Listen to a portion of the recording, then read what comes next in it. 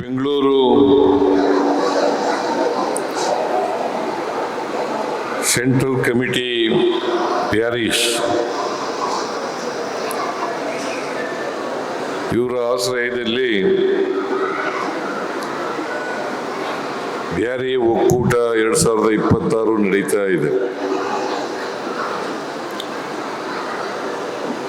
ಈ ಕಾರ್ಯಕ್ರಮದಲ್ಲಿ ಮುಖ್ಯ ಅತಿಥಿಗಳಾಗಿ ಭಾಗವಹಿಸಿರ್ತಕ್ಕಂಥ ವಿಧಾನಸಭಾ ಅಧ್ಯಕ್ಷರು ಶ್ರೀ UT ಖಾದರ್ ಅವರೇ, ರಾಜಕೀಯ ಕಾರ್ಯದರ್ಶಿಗಳಾದಂಥ ಹಾಗೂ ಮೇಲ್ಮನೆಯ ಸದಸ್ಯರು ಆದಂಥ ನಜೀರ್ ಅಹಮದ್ ಅವರೇ, ಪ್ಯಾರಿಸ್ ಸೆಂಟ್ರಲ್ ಕಮಿಟಿ ಅಧ್ಯಕ್ಷರು ಶಬೀರ್ ಬ್ರಿಗೇಡ್ ಅವರೇ,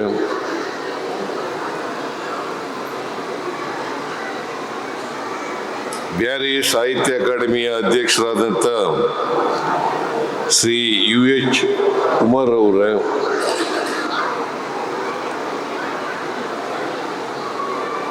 KPCC ಕರ್ನಾಟಕ KPCC ಅದರ ಪ್ರಧಾನ ಕಾರ್ಯದರ್ಶಿಗಳಾದಂಥ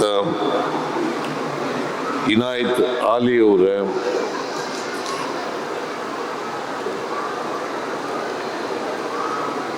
ಕಾಂಗ್ರೆಸ್ ಮುಖಂಡರು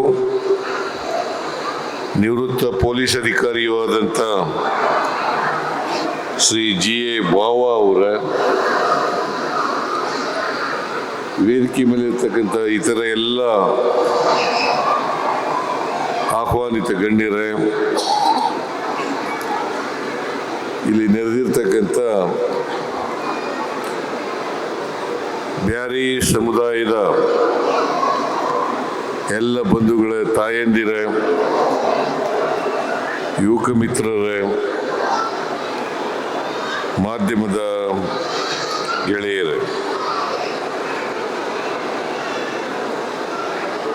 ನಾನು ಇವತ್ತು ಸಿಂಥಣಿಗೆ ಹೋಗಿದ್ದೆ, ರಾಯಚೂರಿಂದ ಆಚೆ. ಅದು ಯಾದಗಿರಿ ಮತ್ತು ರಾಯಚೂರು ಬಾರ್ಡರ್ನಲ್ಲಿದೆ. ಅಲ್ಲಿಂದ ನೇರವಾಗಿ ಇಲ್ಲಿಗೆ ಬಂದಿದ್ದೀನಿ.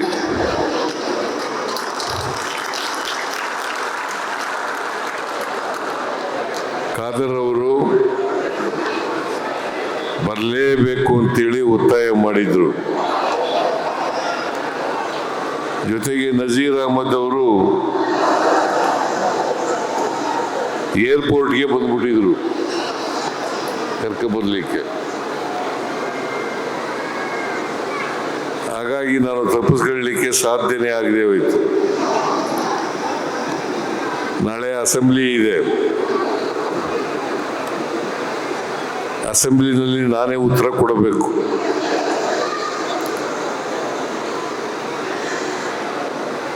ಅದಕ್ಕೆ ಖಾದರ್ ಅವ್ರಿಗೆ ಕೇಳ್ಕೊಂಡೆ ಎಷ್ಟೊತ್ತಿಗೆ ಬರಬೇಕಪ್ಪ ಅಂತ.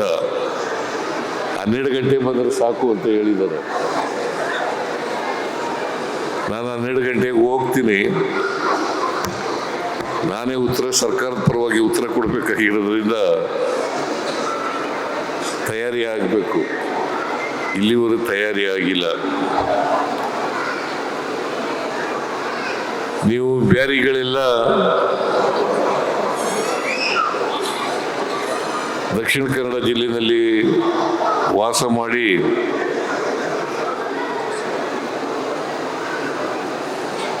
ದೇಶದ ಅನೇಕ ಭಾಗಗಳಿಗೆ ಹೋಗಿ ಕೆಲಸ ಮಾಡ್ತಕ್ಕಂಥವ್ರು. ನೀವೆಲ್ಲೇ ಕೆಲಸ ಮಾಡಿದ್ರು ಕೂಡ, ಯಾವುದೇ ದೇಶದಲ್ಲಿದ್ದರೂ ಕೂಡ, ನಿಮ್ಮ ಬ್ಯಾರಿಯ ಅಸ್ಮಿತೆಯನ್ನ, ಸಂಸ್ಕೃತಿಯನ್ನ ಬಿಟ್ಟುಕೊಟ್ಟಿಲ್ಲ ಅಂತಕ್ಕಂಥದ್ದೇ ಬಹಳ ಮುಖ್ಯವಾದಂಥ ವಿಚಾರ.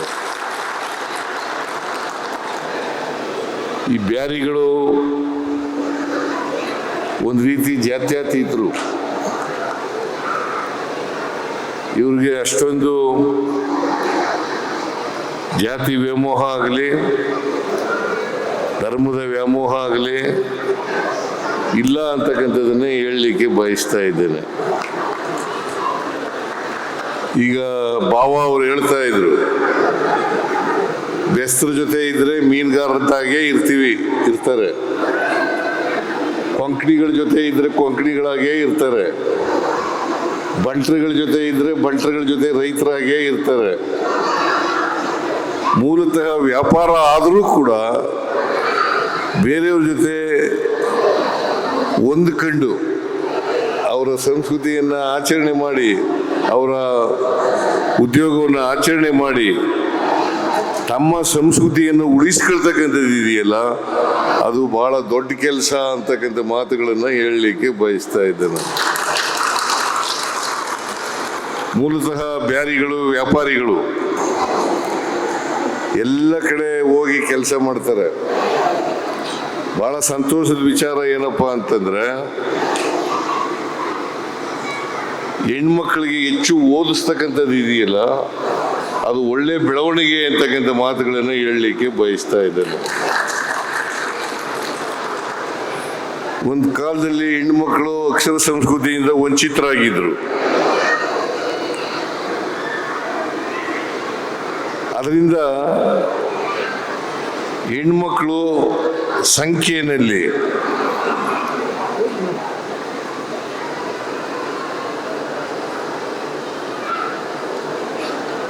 ಅವರು ವಿದ್ಯಾವಂತರಾಗ್ತಕ್ಕಂಥದ್ದು ಕಡಿಮೆ ಆಗಿತ್ತು.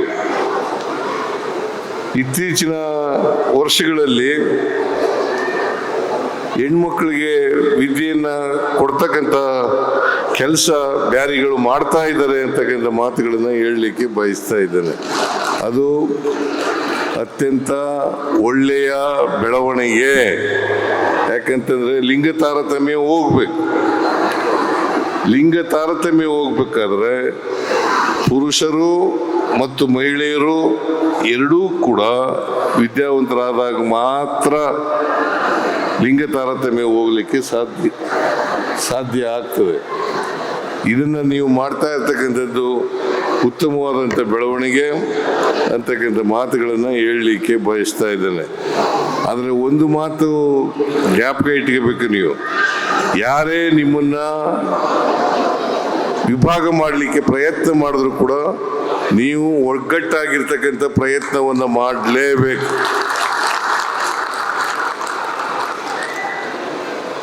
ಬ್ಯಾರಿಗಳೆಲ್ಲೇ ಇರಲಿ ಒಗ್ಗಟ್ಟಾಗಿರ್ಬೇಕು. ಯಾಕಂತಂದ್ರೆ ನಿಮ್ಮದು ಒಂದು ಭಾಷೆ ಇದೆ, ಆ ಭಾಷೆಗೆ ಲಿಪಿ ಇಲ್ಲ.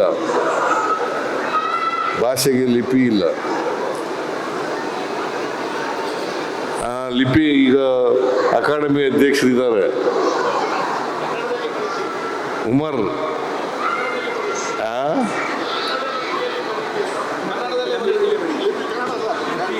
ಕನ್ನಡದಲ್ಲಿ ಲಿಪಿ ಇಲ್ಲದೆ ಇರೋದ್ರಿಂದ ಕನ್ನಡದಲ್ಲೇ ಬರೆಯೋದು. ಗದ್ಯ ಬರೆಯೋದು ಕನ್ನಡದಲ್ಲಿ, ಪದ್ಯ ಬರೆಯೋದು ಕನ್ನಡದಲ್ಲಿ, ಕಾದಂಬರಿ ಬರೆಯೋದು ಇದರಲ್ಲಿ, ಕಥನಗಳನ್ನು ಬರೆಯೋದು ಕನ್ನಡದಲ್ಲಿ. ಆದ್ದರಿಂದ ಈ ತುಳು ಭಾಷೆಗೆ ಮತ್ತು ನಿಮ್ಮ ಬ್ಯಾರಿ ಭಾಷೆಗೆ ಲಿಪಿ ಇಲ್ಲ. ತುಳು ಮತ್ತು ಬ್ಯಾರಿ ಭಾಷೆಗೆ ಲಿಪಿ ಇಲ್ಲ. ಕನ್ನಡದಲ್ಲೇ ನೀವು ನಿಮ್ಮ ತನವನ್ನು ಉಳಿಸ್ಕೊಂಡಿರ್ತಕ್ಕಂಥದ್ದು ಅತ್ಯಂತ ಬಹಳ ಮುಖ್ಯ ಅಂತಕ್ಕಂಥ ಮಾತುಗಳನ್ನು ಹೇಳಲಿಕ್ಕೆ ಬಯಸ್ತಾ ಇದ್ದೇನೆ. ಆದ್ದರಿಂದ ನೀವೆಲ್ಲರೂ ಕೂಡ ಒಗ್ಗಟ್ಟಾಗಿರಿ. ನಾವೆಲ್ಲರೂ ಕೂಡ ಜಾತ್ಯತೀತರಾಗಿರ್ಬೇಕು. ಯಾಕಂದರೆ ಯಾವ ಧರ್ಮನೂ ಕೂಡ ಪ್ರೀತಿಸಿ ಅಂತ ಹೇಳ್ಕೊಡ್ತದ ಹೊರತು ದ್ವೇಷ ಮಾಡಿ ಅಂತ ಹೇಳ್ಕೊಡಲ್ಲ. ಯಾವುದೇ ಧರ್ಮ ಇರಲಿ, ಯಾವುದೇ ಜಾತಿ ಇರಲಿ, ನಾವೆಲ್ಲ ಮನುಷ್ಯರು. ನಾನು ಮನುಷ್ಯ, ನೀವು ಮನುಷ್ಯರು. ಆದ್ದರಿಂದ ನಾವೆಲ್ಲರೂ ಕೂಡ ಮನುಷ್ಯರಾಗಿ ಬಾಳ್ತಕ್ಕಂಥದ್ದನ್ನು ಮಾಡಬೇಕು.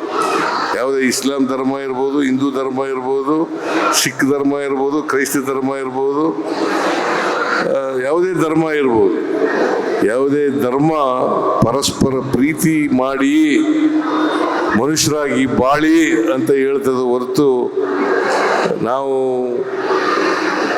ದ್ವೇಷ ಮಾಡಿ ಅಂತ ಯಾವ ಧರ್ಮನೂ ಕೂಡ ಹೇಳೋದಿಲ್ಲ. ಆದ್ದರಿಂದ ನಾವು ಧರ್ಮವನ್ನು ನಮ್ಮ ಅನುಕೂಲಕ್ಕೆ ತಕ್ಕಂತೆ ವ್ಯಾಖ್ಯಾನ ಮಾಡ್ತಕ್ಕಂಥದ್ದು ಇದೆಯಲ್ಲ, ಅದು ಸರಿಯಾದಂಥ ಕ್ರಮ ಅಲ್ಲ ಅಂತಕ್ಕಂಥ ಮಾತುಗಳನ್ನು ಹೇಳಲಿಕ್ಕೆ ಬಯಸ್ತಾ ಇದ್ದೇನೆ. ಅದರಿಂದ ಬೆಂಗಳೂರಿನಲ್ಲಿ ಭಾಳ ಜನ ಬ್ಯಾರಿಗಳಿದ್ದಾರೆ.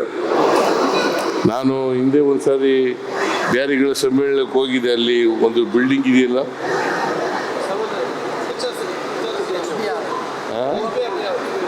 ಹೋಯ್ದೀನಿದ್ದಾಗ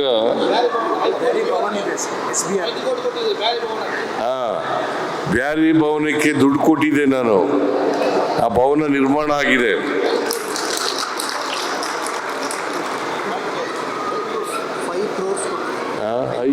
₹5 ಕೋಟಿ ಕೊಟ್ಟಿದ್ದೆ. ಈಗಲೂ ಕೂಡ ನಿಮ್ಮ ಭಾಷೆ, ಸಂಸ್ಕೃತಿ, ಕಲೆ ಇವಕ್ಕೆ ನಮ್ಮ ಸರ್ಕಾರ ಸಹಾಯವನ್ನು, ಬೆಂಬಲವನ್ನು ಕೊಡ್ತದೆ ಅಂತಕ್ಕಂಥ ಮಾತುಗಳನ್ನ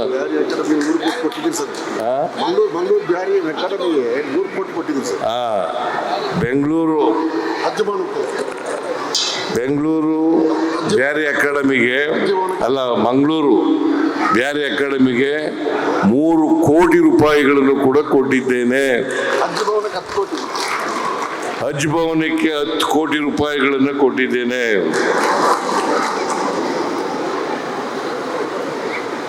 ಖಾದರ್ ಅವರು ನಿಮ್ಮ ಬ್ಯಾರಿಗೆ ಸೇರಿದವರು. ಅವರನ್ನ ಈ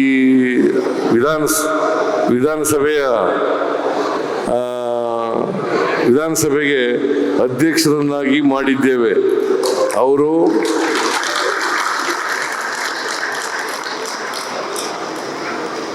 ಬಹಳ ನಿಷ್ಪಕ್ಷಪಾತವಾಗಿ ಅಧ್ಯಕ್ಷ ಸ್ಥಾನವನ್ನ, ಅದಕ್ಕೆ ಗೌರವ ತರ್ತಕ್ಕಂಥ ಕೆಲಸವನ್ನ ಮಾಡಿದ್ದಾರೆ ಅಂತಕ್ಕಂಥ ಮಾತುಗಳನ್ನು ಹೇಳಲಿಕ್ಕೆ ಬಯಸ್ತಾ ಇದ್ದೇನೆ. ಅದರಿಂದ ಇವತ್ತು ನೀವೆಲ್ಲರೂ ಕೂಡ ಸೇರಿದ್ದೀರಿ, ಊಟ ಮಾಡಿದ್ದೀರಿ.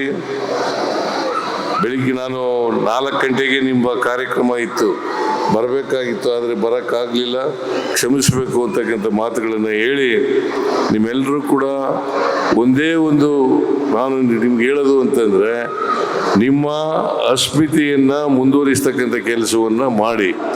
ನೀವು ಎಲ್ಲೇ ಇರಿ, ನಿಮ್ಮ ಅಸ್ಮಿತೆಯನ್ನು ಉಳಿಸ್ಕೊಂಡು ಹೋಗ್ತಕ್ಕಂಥ ಕೆಲಸವನ್ನು ಮಾಡಿ ಅಂತಕ್ಕಂಥ ಮಾತುಗಳನ್ನು ಈ ಸಂದರ್ಭದಲ್ಲಿ ಹೇಳಿ ನಿಮ್ಮೆಲ್ಲರಿಗೂ ಕೂಡ ಶುಭಾಶಯಗಳನ್ನು ಕೋರಿ ನನ್ನ ಮಾತುಗಳನ್ನು ಮುಗಿಸ್ತೇನೆ. ಜೈ ಹಿಂದ್, ಜೈ ಕರ್ನಾಟಕ, ಜೈ ಸಂವಿಧಾನ.